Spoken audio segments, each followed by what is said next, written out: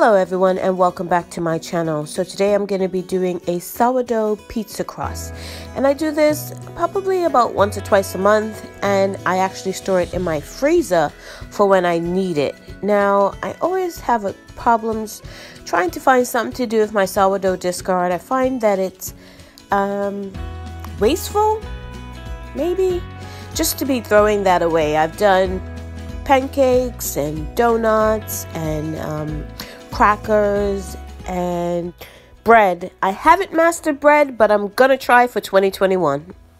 Okay, so let's get started. In my mixing bowl here, I have 1 cup of sourdough starter discard or unfed sourdough and 2 cups of water. Now this will depend on how tight or how loose your sourdough starter is. Mine is very thick, tight, so I put 2 cups. So that was just room temp water. So in my mixing cup, I have a half a cup of warm water, and I'm going to add a teaspoon of yeast, and it could be any yeast, the pizza crust or the regular, or even this bread maker one I use sometimes. I don't see any difference with it, so I'm going to add a teaspoon plus a teaspoon of sugar and let it bloom. As you can see here, it has bloomed already. It's got the bubblies going on, and I'm going to add it right in with my sourdough starter and water that I have in my bowl.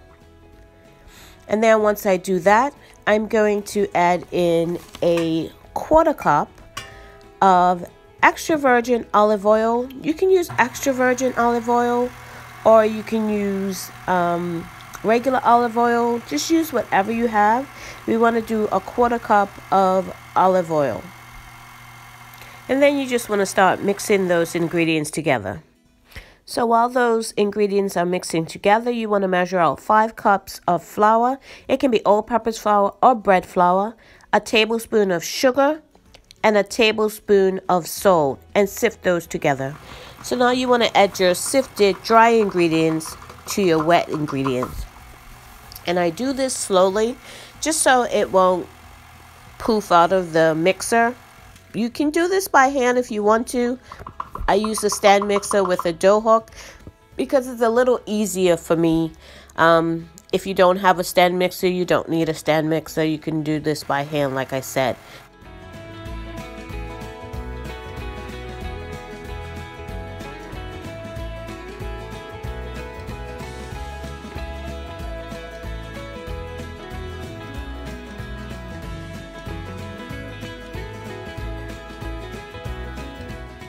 Okay, so depending on your sourdough starter and how much water you have to put in, I put in total 2.5 cups into my thick sourdough starter. It should come out something like this. See how clean that bowl is? But it's not quite where I want it yet. Okay, so at this point, my mixer was having a bit of problem with this very thick dough. So you can do one of 2 things. You can divide it and mix it in the mixer, or knead it by hand, which is what I'm going to be doing.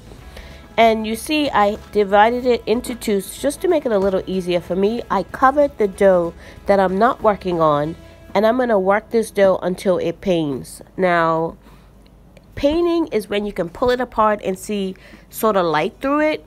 So it takes a little bit of time. That's why I like the mixer. I should have just put it back in the mixer, but I didn't. You can do it one of 2 ways. It's just longer if you do it by hand. So what I'm going to do is just knead this until it gets paned, which took between 5 and 8 minutes per dough ball. This recipe will make 4 12-inch rounds, sort of the New York style pizza, or in our case, we use the big, large bar pan from Pampered Chef to make our pizzas, and it will do 2 of those with a thicker crust. So I have these old sherbet containers, which are perfect for this size dough and are perfect to go into the freezer. So I'm going to take a bit of olive oil. You can use extra virgin or you can use regular olive oil. I'm going to drizzle it into the containers just so that it doesn't stick and it's easier to come out. So I'm just going to drizzle a little bit in, probably about a tablespoon. Swirl it around, and I'm actually just going to put my dough ball in here. Now you can set this in the fridge for up to a week, or you can set this in the freezer, and I've had one in the freezer probably up to maybe 2 months. that I forgot in the back, but I would say 2 months is probably like the longest you want to go. Just rub the olive oil over the dough bowl and put the top on, and it's ready to go in your fridge or freezer to use when you need it. So that is my sourdough pizza crust. So when you're throwing them from the freezer, you do want to pop that top off because they will rise on you. Thank you so much for watching. If you haven't subscribed, please consider subscribing. Hit that notification bell to be notified when we upload videos. Thank you so much and have a great day.